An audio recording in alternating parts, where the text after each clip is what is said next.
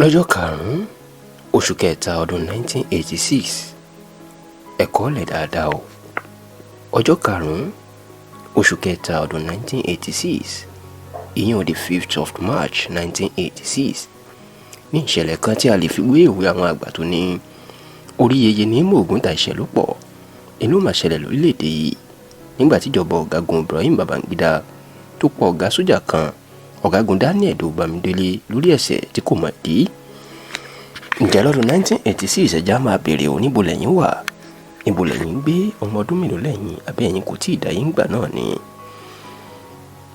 ọkùnrin kan tó jẹ́ ọ̀kan pàtàkì lára àwọn ọ̀gá sójà lórílẹ̀‐èdè yìí ìyẹn ọ̀gágun Daniel Bámidélé ló kàgbà kó ikú lọ́dọ̀ ìjọba Babangida lórí nǹkan tí kò mọ̀ nípa ẹ̀.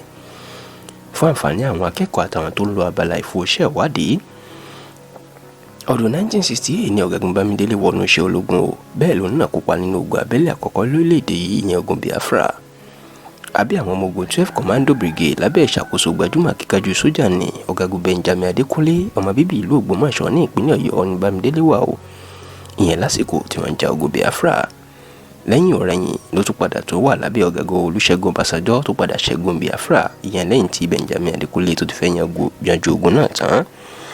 ká má fa ọ̀rọ̀ gùn lẹ́yìn ogun Biafra tí ẹ̀mí ọ̀gágun Bámidélé kò bógun lọ ni wọ́n ti ń fún ní ìgbéga o tóun náà sì ń gòkè àgbà sí i nídìí iṣẹ́ ológun títí tó fi dé ipò Major General.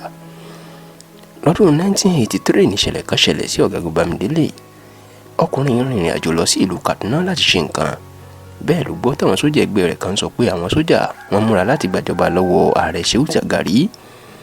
bí Bámidélé ṣe gbé èyí ló sáré padà sí ìlú Jos tó ti ń ṣiṣẹ́ ó sì fi àṣírí ètò ọ̀gá ìyẹn ọ̀gágun Muhammadu Buhari tó jẹ́ ọ̀gá àwọn sójà ìlú Jos nígbà náà létí.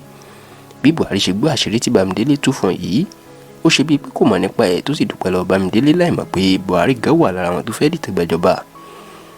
ẹ̀yìn ọ̀sẹ̀ kan tí Bámidélé fọ̀rọ̀ tó Buhari létí ni wọ́n gbé tí wọ́n sì tọ́jú sátìmọ́lé ní báràkì Tego Barrack tó wà ní ìlú Èkó. ẹ̀yìn ìwádìí tí wọ́n rí pé Bámidélé kò mọ̀ nípa dìtẹ̀ gbàjọba iná padà fi sílẹ̀ tó sì padà sí ìlú Jos. ìṣẹ̀lẹ̀ yìí dùn Bámidélé o tó sì rí Buhari gẹ́gẹ́ bí ọ̀dàlẹ̀ nítorí òun ló fàṣírí tó gbọ́ ní Jos pamọ́ sí lọ́wọ́. ó wá jẹ́ kàyé fún Bámidélé pé Buhari àtàwọn sójà kan ni wọ́n padà dìtẹ̀ gbàjọba lọ́wọ́ Shagari lọ́jọ́ tó gbẹ̀yìn ọdún 1983 àti gbé ìṣẹ̀lẹ̀ jáde sẹ́yìn lábala yìí tí Bámidélé ṣẹ̀ṣẹ̀ gbà pé ńṣe lòun fẹjọ́ ìkà sùn ìkà. lẹ́yìn ọdún méjì sí ìṣẹ̀lẹ̀ yìí ìyẹn lẹ́yìn tí ọ̀gágun Ibrahim Babangida ti fipá gbàjọba lọ́wọ́ Buhari ìní ọ̀gágun Bámidélé rin ìrìn àjò lọ sí ìlú Makurdi tó wà ní ìpínlẹ̀ Benue àsìkò yìí o. níbẹ̀ ló mà ti gbọ́ táwọn sójà kan sọ̀rọ̀ burúkú nípa ìjọba Babangida ṣùgbọ́n àwọn kò sọ̀rọ̀ láti fipá gbàjọba lọ́wọ́ ẹ̀. bí Bámidélé ṣe gbọ́ ọ̀rọ̀ tí wọ́n ń sọ yìí tó sì mọ ohun tójú ẹ̀ rí lásìkò tó gbọ́ irú ẹ̀ tó fi tó Buhari ọ̀gá ẹ̀ létí inú ti tètè sá kúrò níbẹ̀ o.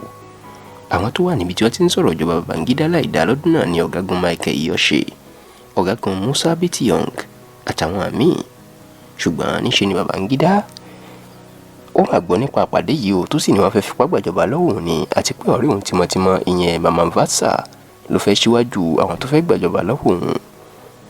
kíákíá ni Babangida ti sáré gbé ìgbìmọ̀ oníwádìí kalẹ̀ o bẹ́ẹ̀ ni wọ́n kó bá Bámidélé tí kò mọ ohunkóhun o pé ó wà lára àwọn tó fẹ́ dìtẹ̀ gbàjọba. gbogbo bí Bámidélé ṣe ṣàlàyé pé òun kò mọ ohunkóhun nípa rẹ̀ ẹni Babangida ò gbọ́ o kódà ó ní òun náà wà lára àwọn tó fẹ́ fipá gbàjọba ní ọwọ́ òun. báyìí ìní Babangida inú gbọ́ ló gbé ìgbìmọ̀ oníwádìí kalẹ̀ láti ṣèwádìí tí wọ́n sì kó bá Bámidélé pé ó mọ̀ nípa ìdìtẹ̀gbàjọba tó fẹ́ ṣe fún Babangida.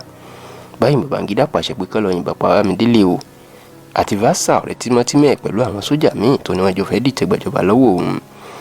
ọjọ́ karùn-ún oṣù kẹta ọdún 1986 the 5th of March 1986 iná kó Bámidélé àtàwọn tó kù lọ sí etí òkun lẹ́kọ̀ọ́ tí wọ́n fi ẹ̀yìn wọn ti àgbá tí wọ́n sì yìnbọn pa wọ́n dànù.